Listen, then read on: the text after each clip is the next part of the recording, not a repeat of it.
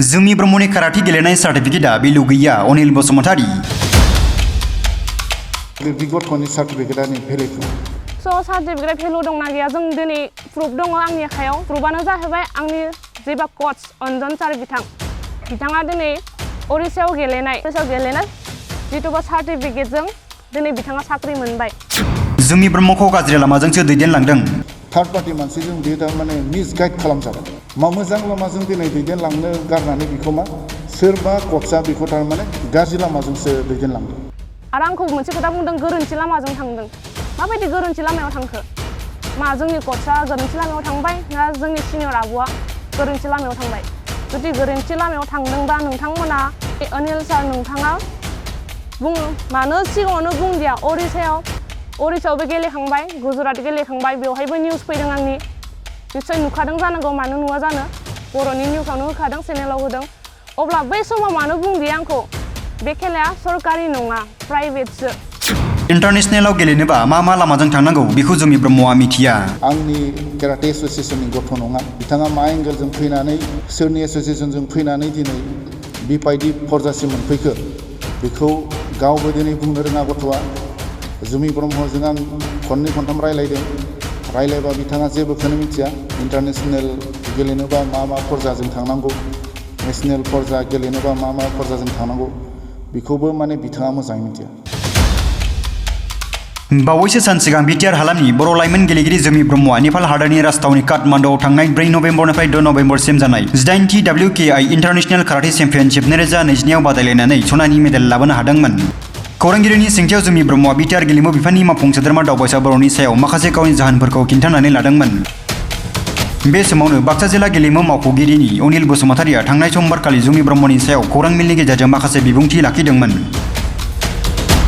दिनै बाक्सा जिल्ला गेलेमु मावख'गिरि अनिल बसुमतारीनि सायाव फिन खेंफोरथि होदों माहारियारि काराटे गेलेगिरि जोमी ब्रह्मआ। बे समाव माहारियारि काराटे गेलेगिरि जोमी ब्रह्मआ खौरांगिरि मेलनि गेजेरजों मा फोरमायदों फै जों मिथिनानै लानि।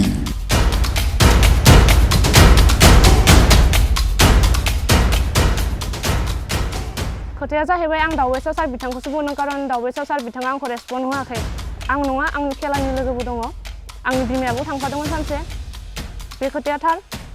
आरो आंनाव प्रुफबो दङ, जुदि नांगौबा आं प्रुफ होगोन। आरो सार्टिफिकेटनि खोथा बुंदों सारा, जि सार्टिफिकेटआ भेलु गैया। सार्टिफिकेट भेलु दंना गैया जों दिनै प्रुफ दङ आंनि आखायाव।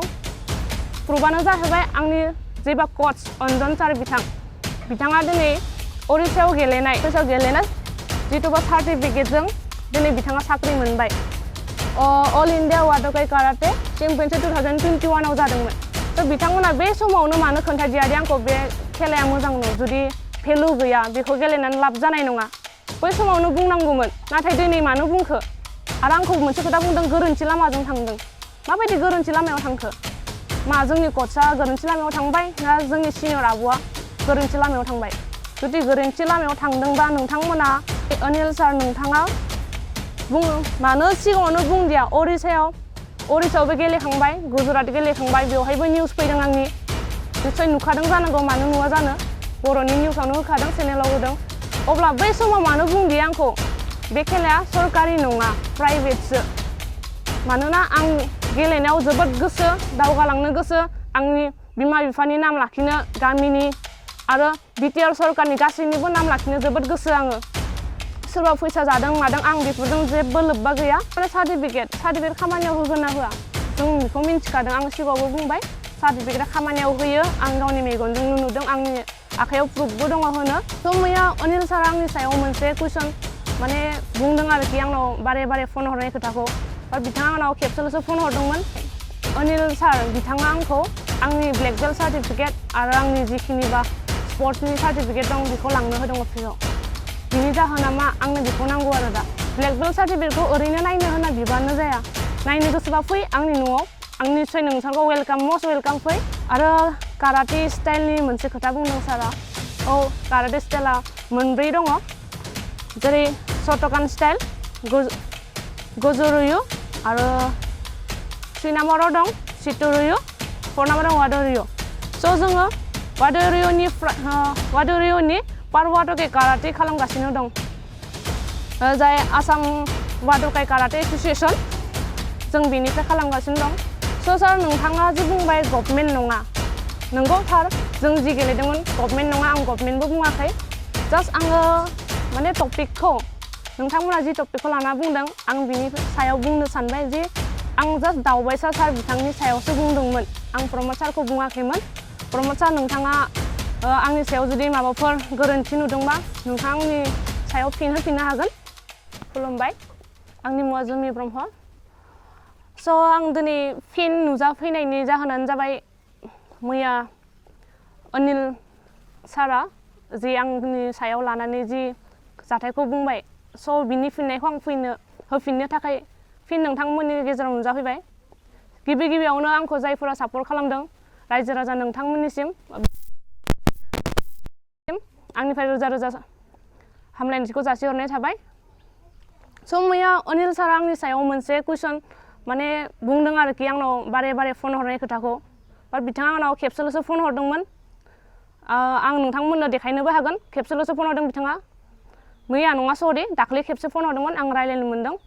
सारा किसुमान कुइसन सोंदों आं खोन्थादों जिखिनि आंनि खोथाया थार खिन्थु सारा मोनसे खोथा बुंदों कि माने आंखौ बारे बारे फन हरदों होनदों बाट सारा आंखौ बारे बारे फन हराखै खेबसेल' हरदों आं खेबसेल' रायज्लायनो मोन्दों बहाय सारा आंखौ लेंहरदों गावनि अफिसाव लेंनायनि जाहोना मा आं बेखौ मिन्थिया नाथाय अनिल सार बिथाङा आंखौ आंनि ब्लेक बेल्ट सार्टिफिकेट आरो आंनि जिखिनिबा स्पर्ट्सनि सार्टिफिकेट दं बेखौ लांनो होदों अफिसाव बिनि जाहोना मा आंनो बेखौ नांगौ आरो दा खारन ब्लेक बेल्ट सार्टिफिकेटखौ ओरैनो नायनो होना बिबानो जाया नायनो गोसोबा फै आंनि न'आव आं निस्सय नोंसोरखौ वेलकाम मस्ट वेलकाम फैनानै नायफैनो हागोन आरो काराटे स्टाइलनि मोनसे खोथा बुंदों सारा औ काराटे स्टाइला मोनब्रै दङ जेरै शटकान स्टाइल गोजोरुयु आरो 3 नाम्बाराव दं सिटुरुयु 4 नाम्बाराव वादोरुयु स' जोङो वादोरुयुनि पारवाटके काराटे खालामगासिनो दं जाय आसाम वादोकाइ काराटे एस'सिएसन जों बेनिफ्राय खालामगासिनो दं स' सार नोंथाङा जि बुंबाय गभर्नमेन्ट नङा नंगौ थार जों जि गेलेदोंमोन गभर्नमेन्ट नङा आं गभर्नमेन्टबो बुङाखै जास्ट आङो माने टपिकखौ नोंथांमोना जि टपिकखौ लाना बुंदों आं बिनि सायाव बुंनो सानबाय जे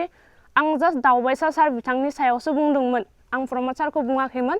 प्रमद सार नोंथाङा आंनि सायाव जुदि माबाफोर गोरोन्थि नुदोंबा नोंथाङा आंनि सायाव फिन होफिननो हागोन आं जेबो गाज्रि मोना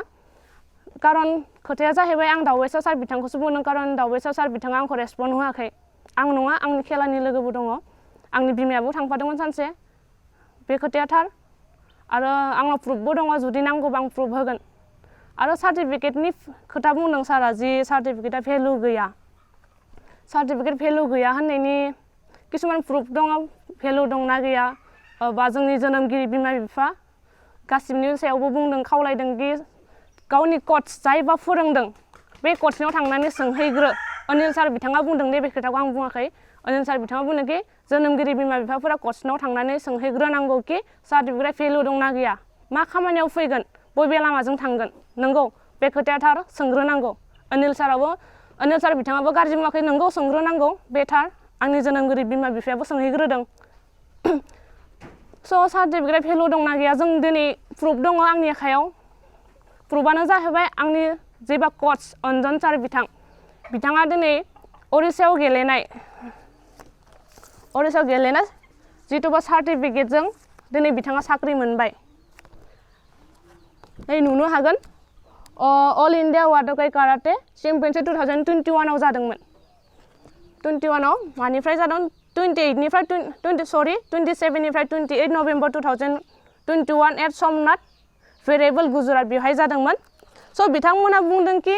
आंनि सार्टिफिकेटआ माने खामानियाव फैया भेलु गैया जुदि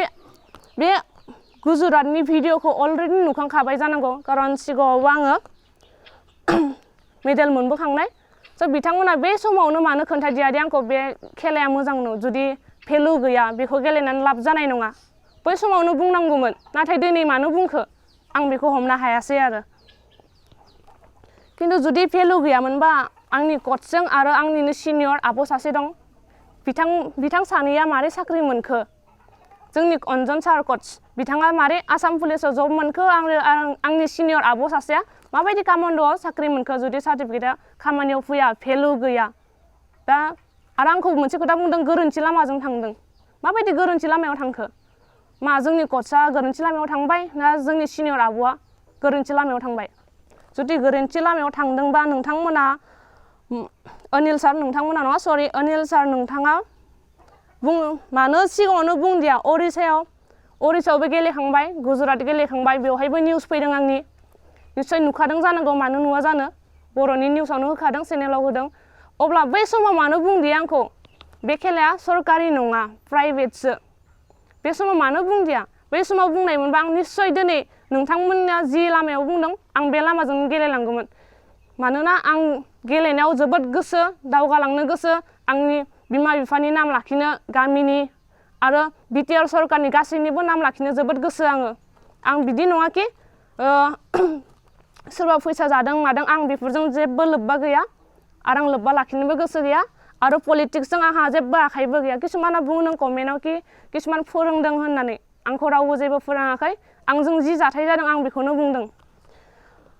आरो मोनसे खोथा बुंबावनो सानदों आं बुङा नंदोंमोन नाथाय बुंनांगौ गोनां जाहैबाय नोंथांमोननि प्रेसाराव माने आंनि निउस नुखांनायनि उनाव प्रमद सारा बारु फन हराखै प्रमद सार बिथांनि पिए बुद्धि मा लिरो आं टाइटेल मिथिया बाट बुद्धि सार बिथाङा आंखौ फन हरनानै बुंदों आरोखि नोंथांनि जेनेबा जुमि नोंनि निउसखौ नुदों आं ओमफ्राय औ सार निउसखौ नुदोंबाथ' बेथ' नोंखागौ निउसखौ नुदों गासिबो नुगासिनो बुंबाय नों जि बुंदों जों जेबो बुजि मोनाखैसै मा बुंखो बाट जेनेबा बिनि आरो पिए सासे दं फुकन सारखौ फन हरनानै बुजायहर ओमफ्राय आं बुंबाय जागोन बिदिबा आं फन हरनि आं फुकन सारखौ फन हरदों आं गावनो फन हरदों बुद्धि सारा गावनो फन हरदों आंखौ खिन्थु फुकन सारखौ आं गाव फन हरदों फार्स्ट फन हरनायाव नांदिया सेकेन्ड हरबाय फुकन सार बिथाङा वेटिं दंमोन नेक्स्टआव कल रिसिभ खालामबाय नोंथांनि बुंनायाथ' मोजां जादिया बुंहैबाय फुकन सारा आंखौ ओमफ्राय आं सार एक्सट्रिमलि सरि आङो जे प्रमद सारखौ डाइरेक्टलि नाम लानानै गाज्रि बुङाखै आरो प्रमद सारा जोंखौ हेल्प खालामदों बे थार आरो आं बे खोथाखौ बुंखादों नोंथांमोनाबो निउसाव नुगोन आं प्रमद सारखौ हेल्प होआखै बा हेफाजाब होआखै होननानै बुङाखै खिन्थु जाहैबाय दा फुकन सारा बुंबाय आंखौ जोंनि प्रमद सारनि मुङाफोर बिदि कुइसन खालामदों आंखौ फनावहाय आं बुंबाय सार आंथ' मुं लादों नोंथाङा नायफिननो हागोन होननानै बेथ' नोंथांनिया मोजां जादिया होननानै आंनि फनखौ दानना हरबाय आं जेबो माने रिप्लाइखौनो खालामफिननो हादिया स' आं मोनसे खोथा दुखु मोनदों आरोखि फैसा जानायबो खोथा बुंदों मोजां फिथाइ माने बे गेमजों आं जि गेम गेलेदों दा जि स्टाइल माने आसाम वाद'कै काराटे एस'सिएसननिफ्राय आं गेलेदों नालाय बे गेमखौ लाना बुंदों कि भेलु गैया आरो थार्ड पार्टि सोरबा क'चआ फैसा जादों आं बे खोथाखौ खोनानानै जोबोद दुखु मोनदों दुखु मोननायानो जाहैबाय आंनि अन्जन सार क'च बिथाङा बेफोरबायदि नङा आं फोथायो आरो नुबोगासिनो उन्दै गथ' फैसा गैयाबा बिथाङा जेसे हायो हेल्प खालामदों आंखौबो हेफाजाब खालामदों आंखौथ' मा बुंनो दा हेफाजाब ओरैबायदि खालामदों आं माने सारखौ ओरैबायदि थेंक इउ माने माबायदि खुगाजों बुंनो आं बुंनो हाया आरो जोबोद हेल्प खालामदों सारा बयखौबो हेल्प खालामो अनो खिन्थु बिथाङा बुंबाय भेलु गैया थार्ड पार्टि जों बिदि सोरबा क'चफोरखौ फैसा जानाय मानेथ' आंनि क'चखौनो बुंनाय जाबाय स' आं बेखौ दुखु मोनदों बेफोरबायदि जेबो नङा आं गावनि खुगाजों बुंदों जोंनि क'चआ थाइसेबो फैसा जायाखै अनिल सार बिथाङा 32,000नि खोथा बुंदों बेवहाय स' 32,000नि खोथाया जाहैबाय आंनि खरस जिहेतु जों स्टाइल गेमसो गेलेदों नालाय स्टाइल गेमाव फैसा थांखायो बेखौ बयबो जेनेबा जोंनि मार्शेल आर्ट काराटे खेलानि बिथांमोना मिन्थिखागोन स्टाइल गेमाव फैसा थाङो औ 32,000 थांदों थाङाखै नङा खिन्थु बे जोंनि खरसजों थांदों जोंनि क'चआ फैसा जायाखै बेवहाय जोंनि थांलाय फैलाय जानाय लोंनाय गाननाय बहुद खरस थाङो बा जोंनि खेलानि ड्रेसानि इमान दाम काटानि एक्सट्रा थायो काटानि एक्सट्रा ड्रेस बायनांगौ कमिटिनि एक्सट्रा ड्रेस कमिटिया जाहैबाय बुलायनायखौ जोंनि काराटेयाव कमिटि बुङो काराटे गेलेग्रा बिथांफोरा मिन्थिगोन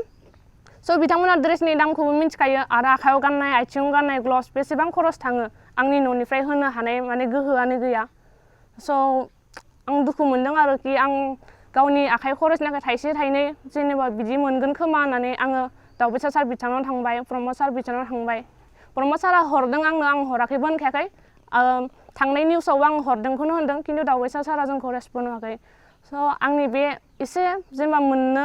मोनगोन खोमा होननानै थांनाय बे थाइसे थाइनै बिनो थांनायावनो जुदि बेफोरबायदि नंखाय रायाव जुदि बिदि बुङोबा माबायदि मोनगोन बर'नि फिसाफोरा मा गेलेनो गोहो गैया नामा दावखोनो हाया नामा जोंहाबो गोहो दं जोंहाबो मोन्थाय दं दावखोनो स' नेक्स्ट टाइम बेफोरबायदि खालामा जाहाथे आरो मोनसे बुस्थु होगोन ना होआ सोंनो होदों माने मा बुस्थु बियो सारा बुंदों बेखौ माने होगोन ना होआ माने सार्टिफिकेट खामानियाव होगोन ना होआ जों बेखौ मिन्थिखादों आं सिगाङावबो बुंबाय सार्टिफिकेटआ खामानियाव होयो आं गावनि मेगनजों नुदों आंनि आखायाव प्रुफबो दङ होनो जुदि प्रुफ नांगौबा नोंथांमोना जोंनि सारखौ ट्रेनिं सेन्टार आसाम पुलिसाव बिथाङा आसाम पुलिसाव जइन जाबाय ट्रेनिं सोलिगासिनो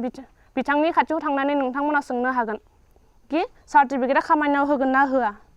आरो मुसलपुर ओमफ्राय सालबारिनि खोथा बुंदों अनिल सार बिथाङा आं बेखौ जेबो बुजि मोनदियासै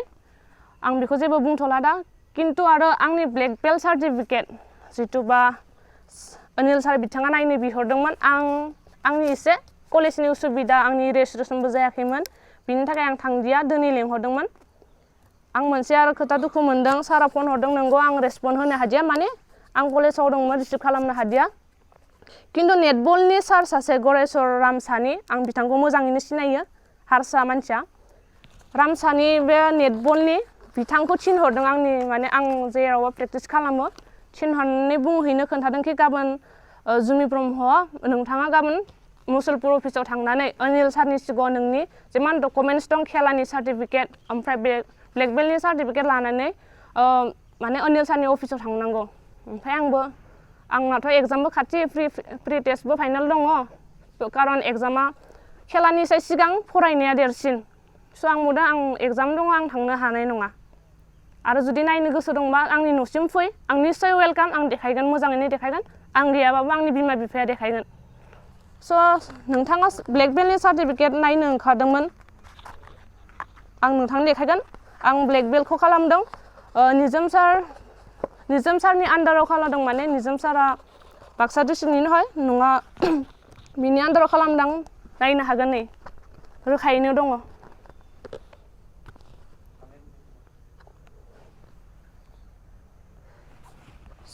स' नोंथांमोना जि ब्लेक बेल्ट सार्टिफिकेट नायनो होनदों आं देखायबाय बेयावबो नोंथांमोनाबो फैना नायनो हागोन मस्ट वेलकाम आं रावखौबो जेबो बुङा स' बेखिनियावनो आं लास्ट खेबसे खावलायबावो जि नेक्स्ट टाइम जाहाथे आं फिन बेफोरबायदि नुजाफैनानै रिप्लाइ खालामफिननाङा खारन आंना लाइफ दं आं फरायगासिनो आरो आंनि आब' आदा फंबाय बिनानावमोन दं बिथांमोनखौबो जाहाथे फरायनायाव चान्स होयो खारन फरायनायजों लोगोसे खेला नांगौ किसुमान गामि भिटानि दङ गेलेनो माने जोबोद गोसो थायो किन्तु चान्स मोना गेलेनो मानि जाहोनाव हेफाजाब मोना हेल्प होआ फैसा बिनो थांबा रायना हरगोन मागोन आं बेखौ बुङा आंखौ रायना हरफेराखैबो दा रेसपन्ड होआखै खोनादों आरोखि किन्तु बेफोरबायदि जाहाथे खालामफिना आंखौ जेरैबायदि खालामदों प्रमद सारनि न'आव थांदोंमोन जोङो खैबाबा थांदों बुदि सारमोनाथ' जोंखौ मोजाङै सिनायखागौ जानांगौ सिनायखागोन जों थांबाय थानाय मानसि हेफाजाबनि थाखाय सानसेखालि जोंखौ लेंहरदों जि नोंसिना खामानिया जाबाय रांनि खोथाखौ बुंदों आरो खामानिया जाबाय नों फैनो हासिगौ नेक्स्ट टाइमानो जों होनांगौ लास्ट डेट थाखायो बिथांमोना मिन्थिखागोन जायबा स्पर्ट्सनि स' बिदि होननायखाय जोङो मोना थांबाय प्रेक्टिस जोबखांनानै दुगैया मुवा थांदों जों प्रेक्टिस जोबखांनानै थांबाय जोङो थांनानै नेहैबाय दसे गोबावनो जिरायबाय दखानियाबो जोंजों दंफायो बिथाङाबो जोंजों माने न' खाथिनिनो बेवहाय दखान होयो स' जों नेबाय बुहुत गोबाव नेबाय जोङो 2 घन्टा 3 घन्टा जालांबाय नाथाय बुद्धि सारा गैया फुकन सारखौ फन हरबाय फुकन सारा बुंदों बुद्धि सारा हैगोन थांगासिनो ओमफ्राय आरो जों बुद्धि सारखौ फन हरबा गारि सालायबाय थादों आं थांगासिनो बिदिनो हर जालांबाय 10टा 9टा 10टा बिदि जालां टाइमखौ गोसो गैया जिखुनु हर जादों आरो हर गेजेर जों फैफिनबाय जों बुंखादों जोंना गारियाबो मोजां नङा जोङो गारिया ससेयाव फैनानै जोंना गारिया गाज्रि जाना होबाय पाम्पसार जाबाय जों मा खालामनो दखानबो गैला जों बुंखादों थाबैनो माव जोंना दखान मोनाबा आरो उसुबिदाबो जागोन होननानै मोनमारदिया थारैनो जों नारबोबाय प्रमद सारनि न'नि एसे सिगाङाव सक मोनसे दं जों सकनि नामखौ मिन्थिया बिनिफ्राय जों गारि नारबोदों गरायसरसिम बेथ' धेमालि नङा सिख्ला मानसि उन्दै सासे आगै दंमोन जों बिसिम इमान गोजाननिफ्राय इमान गोजानसिम गारि नारबोनाया खहस नङा बे आंनि थैजासिम माने गोसोआव थानाय नेरसोन थाखासिगोन आरो जाहाथे बेफोरबायदि नेक्स्ट टाइम खालामा आरो प्रमद सार नोंथांनिसिमबो खावलायनाय आं नोंथांखौ जेबो गाज्रि बुङाखै नोंथाङा हेल्प खालामदों आं हेल्प खालामनायखौनो बुंदों नोंथाङा फिन थांनानै नायफिननो हागोन आंनि जिहेथुबा थांनाय निउस दंमोन निउसाव जि आङो